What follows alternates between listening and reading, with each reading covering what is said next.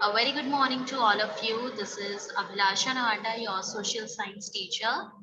So students, today we all are going to continue this chapter number 2 of your geography book, and the name of your chapter is Physical Features of India.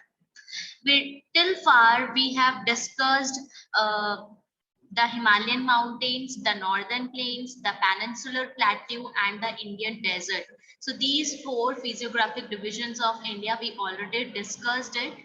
Okay, so now our today's topic is the coastal plains and the islands. Okay, so our today's topic is the coastal plains and the islands. So the coastal plain, first of all, what do you mean by the term coast? Coast, the areas surrounded with the sea. ठीक है, the area near the sea is normally known as the coastal area. ये देखो, ये जितना भी आप area देख रहे हो एकदम समुद्र के पास में है ये वाला area, right? And this area is known as coast, or you can say coastal area. Mumbai, Goa, Kanyakumari, ठीक है, Visakhapatnam. So these Chennai, these are the coastal areas. Okay, the area near the sea, is known as coast. The land near the sea is known as coast, which touched the sea. Basically it touched the sea, that's why we called it coast. Okay, so the coastal plains, India have a, as you all know, in the first chapter we discussed it, India has a very huge uh, mm, coastal line, and that's why the Indian Ocean is named after India. Okay, Gujarat is the Gujarat in has the highest coastal boundary in India. Gujarat जो है first number पे, सबसे ज्यादा जो boundary आप बोलोगे एक state की बता रही हूँ, तो कौन से स्टेट की है सबसे ज्यादा कोस्टल बाउंड्री? ठीक है, गुजरात. एंड सेकंड जो आपका स्टेट है जिसकी सबसे ज्यादा कोस्टल बाउंड्री है, सबसे बिगेस्ट कोस्टल बाउंड्री है, second biggest coastal boundary is of Andhra Pradesh. First one is Gujarat and the second one is the Andhra Pradesh. Now I hope now it is clear what is coastal plain. At the meaning of coast, what is coast? Okay, now coastal plain, the peninsular plateau is flanked by stretches of narrow coastal strips. Peninsular plateau के पास में देखा था ना, just let me draw it here, let me draw the rough sketch of India map. Okay, ये वाला आपका पूरा area जो है आपका प्लेट्यू का है, तो ये जो नैरो स्ट्रिप्स देखते हो, ठीक है, ये जो आप नैरो स्ट्रिप्स देख रहे हो, ये सारा का सारा एरिया कौन सा है? कोस्टल प्लेन का एरिया है, running along the Arabian sea and on the west and the bay of Bengal on the east.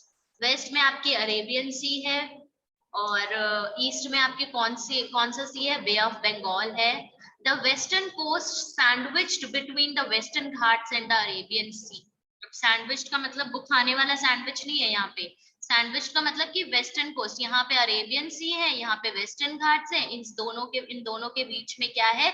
Western coast है, तो इसलिए यहाँ पे टर्म यूज किया है सैंडविच का. ठीक है, so the western coast sandwiched between the western Ghats and the Arabian sea, and it is a narrow plain. बहुत ही मतलब नैरो स्ट्रिप है, बहुत ही छोटी पतली सी स्ट्रिप है, आप ये बोल सकते हो.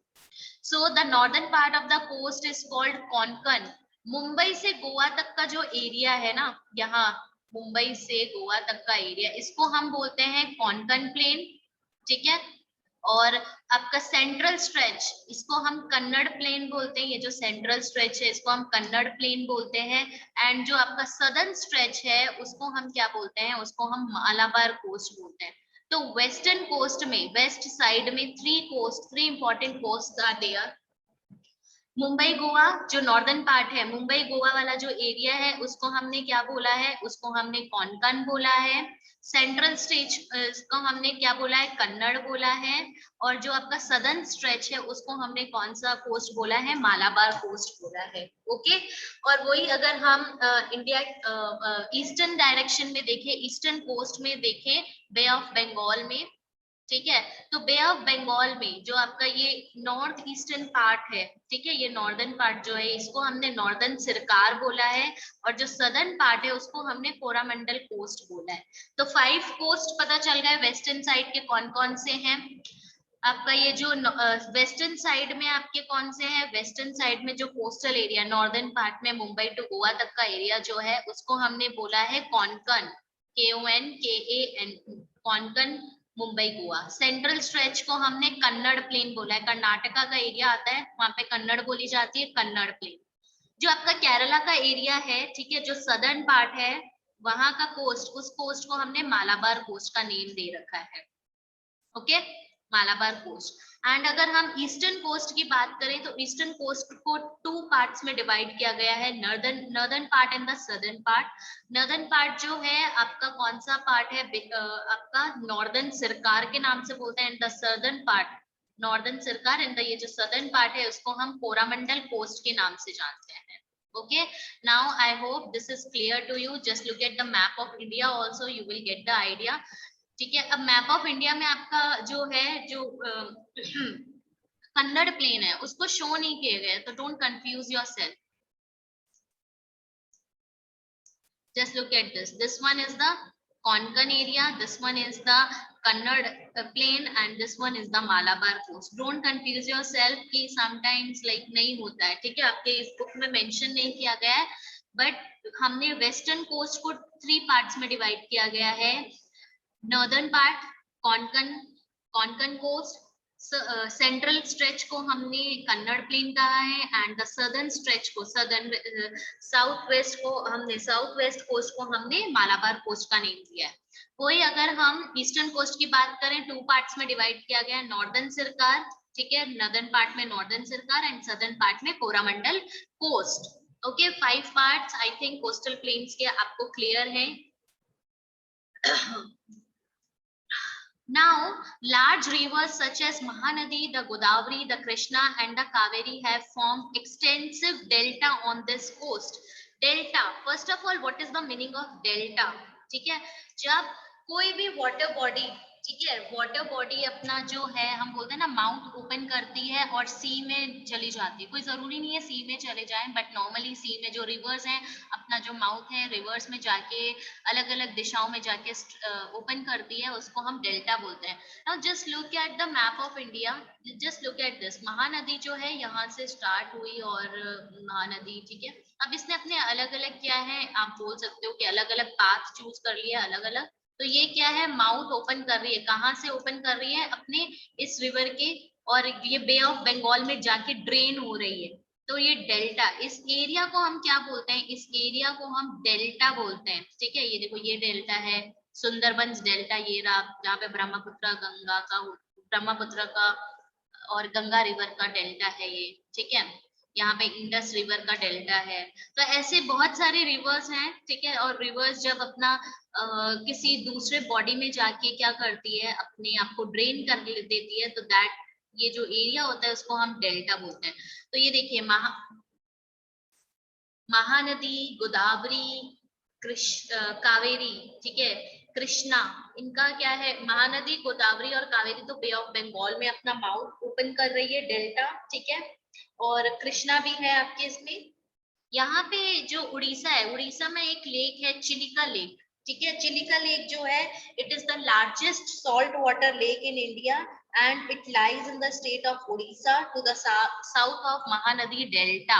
यहाँ पे आपका ये वाला जो छोटा सा ऐसे स्ट्रेच देख रहे हो, ये वाला ऐसा लैंड स्ट्रक्चर बना हुआ है, ठीक है, इसको थोड़ा जूम इन करोगे तो पता चलेगा, let me zoom it for you, ठीक है, ये वाला जो एरिया है यहाँ पे जो है आपका, ठीक है, ये वाला एरिया, यहाँ पे पास में कहीं पे चिलिका लेक है, and Chilika lake is the largest salt water lake of India, largest salt water lake of India. कौन से स्टेट में है इंडिया के, उड़ीसा में। कहाँ पे है, उड़ीसा में।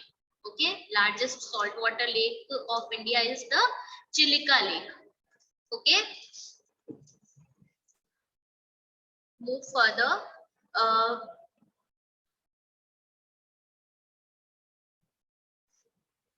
Okay, now this is all about the coastal plain. Now move further to our next physiographic division of India, and that is the island. What is an island? Island is a land which is surrounded by water from all the sides. Okay, just look at the picture of island here. What is it? What is an island? Island is a land that is surrounded by water from all the sides. As you have seen, India has a very vast mainland. We have talked about different types of physiographic divisions on the mainland. हमने coastal plain, Ghats के बारे में पढ़ा, peninsular plateau के बारे में पढ़ा, mountain plains, desert सब के बारे में पढ़ लिया, different physiographic divisions के बारे में भी पढ़ लिया. But India has island groups also. Two island groups of India.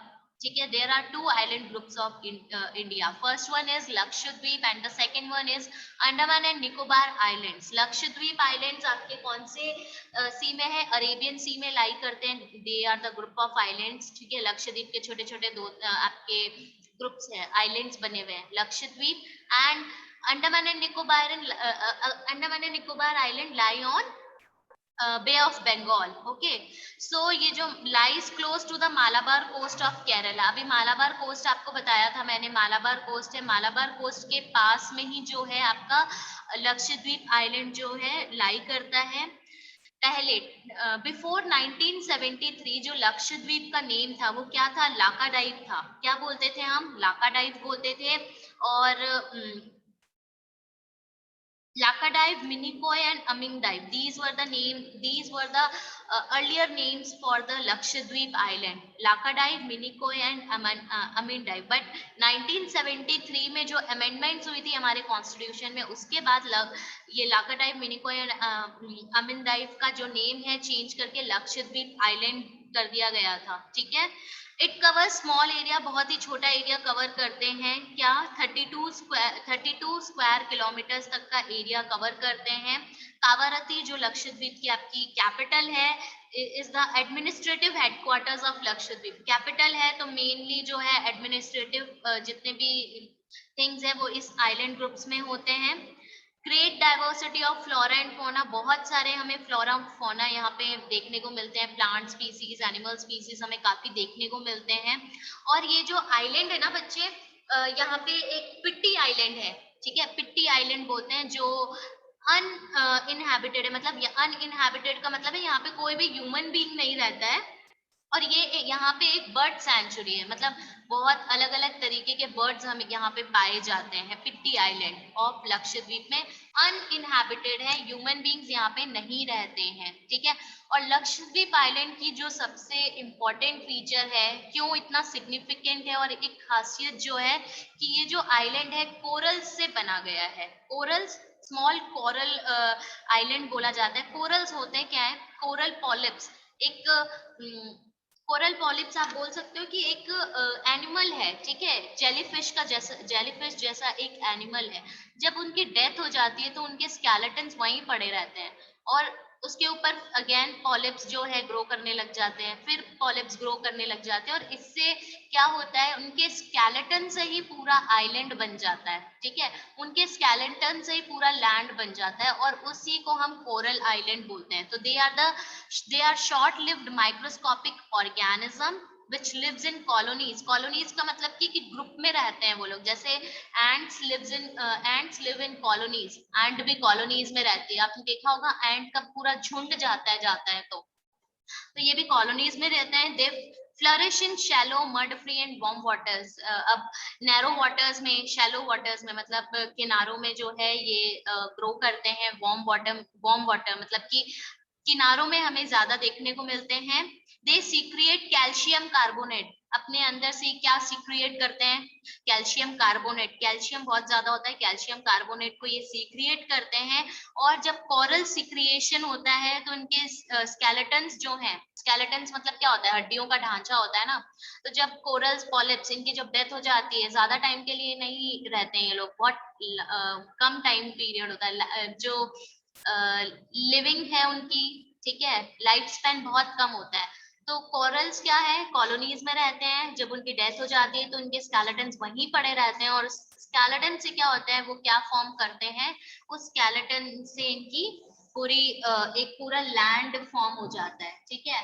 तो जो लक्षद्वीप आइलैंड है आपका कोरल आइलैंड बोला जाता है, स्मॉल कोरल आइलैंड है, क्योंकि ये पॉलिप्स के स्केलेटन से बना हुआ है। तो मेनली जो है कोरल डिपॉजिट्स, इनको 3 टाइप्स में डिवाइड किया गया है, barrier reef, fringing reef and atolls. Barrier reef, fringing reef and atolls, sorry atolls. तो फ्रिंजिंग रीफ्स क्या होते हैं, जो कोस्ट लाइन के पास में, कोस्ट लाइन के पास में जो ग्रो करते हैं, आइलैंड बन जाते हैं, उसको हम फ्रिंजिंग रीफ्स बोलते हैं। बैरियर रीफ्स क्या होते हैं, जो कोस्ट लाइन के पैरेलल में अलग से जब बनने लग जाते हैं, ठीक है, काफी डीपर होते हैं। लगून्स होते हैं, लगून्स मतलब होते हैं कि एक वाटर बॉडी अलग से सेपरेट हो जाती है, उसको हम बैरियर रीफ बोलते हैं।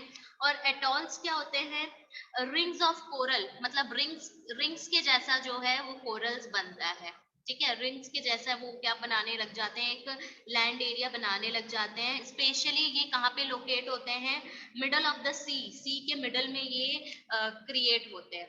Okay, so this is about Lakshadweep island. Now bay of Bengal में जो है अंडमान एंड निकोबार आइलैंड आपका लाई करता है।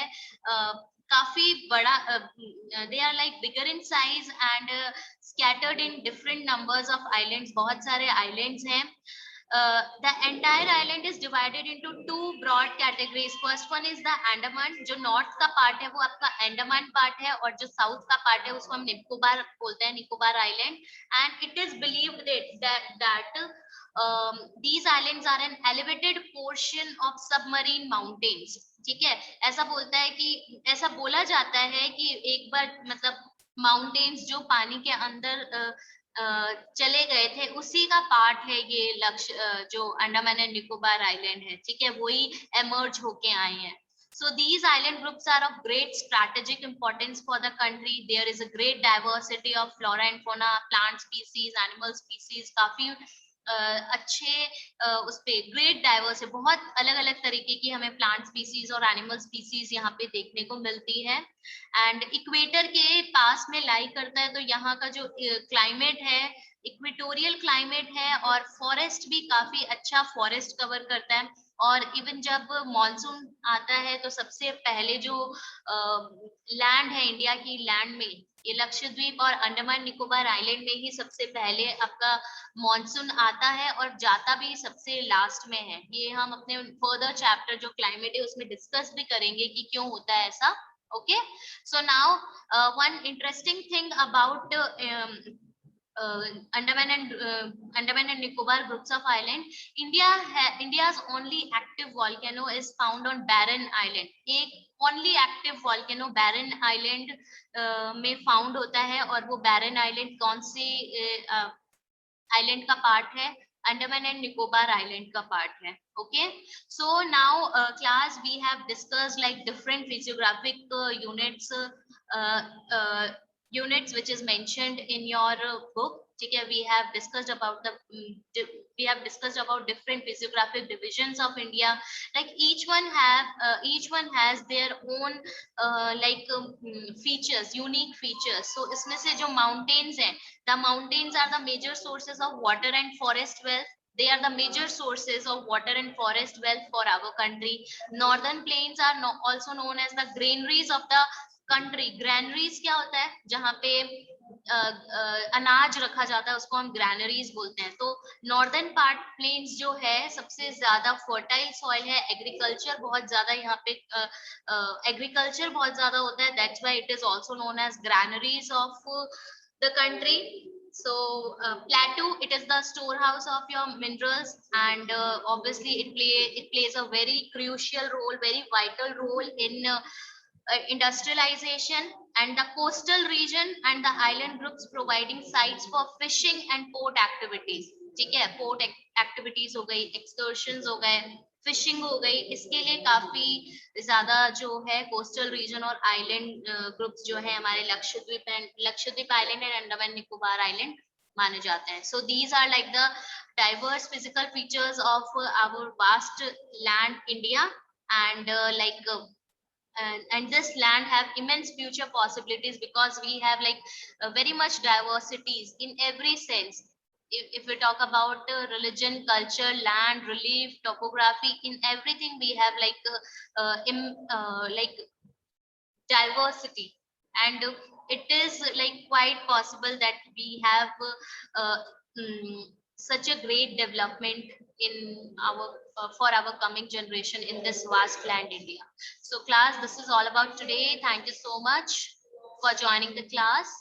Bye bye, take care of yourself.